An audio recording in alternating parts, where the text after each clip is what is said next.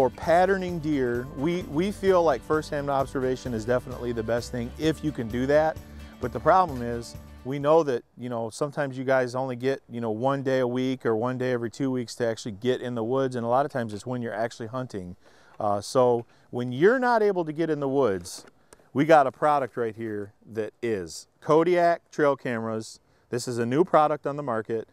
Comanche Outfitters is the company that produces this, and I'm getting ready to unbox it and go ahead and show you guys how to put it on a tree. I know you guys, a lot of you probably know how to hang a trail camera, but I'm going to show you how we like to do it and just the different, you know, ideas of what span we're trying to get and how much coverage we're trying to get and for what reason.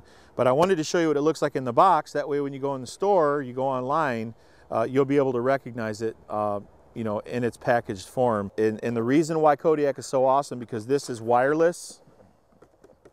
This is a wireless trail camera.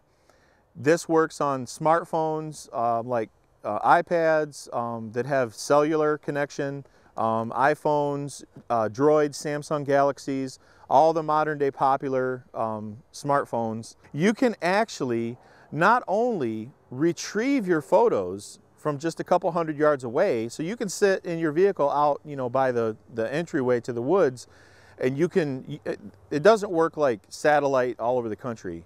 You have to be within a couple hundred yards of this unit. But there's an app that you can download on your cell phone, and you can sit in your truck or in your car out by the road, and you can actually retrieve your pictures. You can organize your pictures. You can delete your pictures. This product is not just an awesome trail camera. This is a smart product right here. Smart product for smartphones. Now I'm going to go ahead and hang it, and I'm going to show you guys, you know, a little bit about that and what we do. One of the main drawbacks to a trail camera that actually has like a SIM card or like an SD card that you have to actually walk to the camera, pull the card out, take it back, check it on your computer, bring it back into the woods, put it back in the trail camera and reset it again. In a lot of areas where the deer are high pressured, that's too much going in and out of the woods. Dad and I have been talking in this video and for all these years on video that you need to stay out of the woods as much as possible. Put your food plots in, do your scouting, stay away from the bedding areas unless you absolutely have to track a deer through one. Try to stay out of the woods as much as you can, and cutting down the foot traffic. I mean, I know guys that every single day during hunting season, they're going to check, you know, all their various trail cameras everywhere. That will greatly affect the way that the deer pattern, and they will actually start to get used to you coming in and checking your trail cameras, and that literally will start to change the way that they behave, and you might be really screwing yourself up just because you're going and checking your trail cameras too much. So basically this is two parts. I'm getting ready to put on the tree. It has two little snaps. You unsnap them, pull off the front. Here's your little LCD screen where you can adjust all your settings the way you want to, and everybody wants to do it different. I'm just showing you how to put this thing on the tree right now.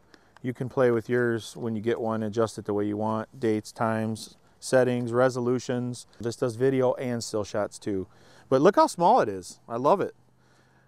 So basically what you want to do is just, you know, find a spot on a tree, you know, flat spot that you like. I want this thing to be about waist high. Well, you want to put the trail cam, this has a very wide angle lens. You want to put the trail cam, if you got a food plot, basically right now I'm looking at a food plot, I want it right in the center of the food plot. Say, right here where I'm standing is the center. Right here in the center. You want the trail camera to be put right in the center, and that way you can get a good wide spread of the whole food plot. Now, if you have a situation where you have the deer entering and exiting very heavily, say on the right side, that might make you want to tilt your camera a little bit more towards the right. One of the things that Dad and I do is we do a test where we actually will put the trail camera up, and then we'll walk all the way across the food plot with deer dander on our feet, of course, and we will go back and look, and we will see how far to the left and how far to the right that the camera actually captures the photos, which is important. That way you know if the deer comes, you know, if you see a bunch of deer activity, you know, where you think you might be out of range, well, if you actually stood there and you saw the camera get a picture of you, you know when you walk up there and say, hey man, he made a scrape right here. Oh man, I don't know if I got it on the trail camera or not.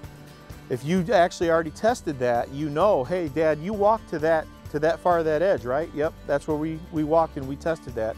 So you can be excited that you'll be able to get that activity on your trail cam.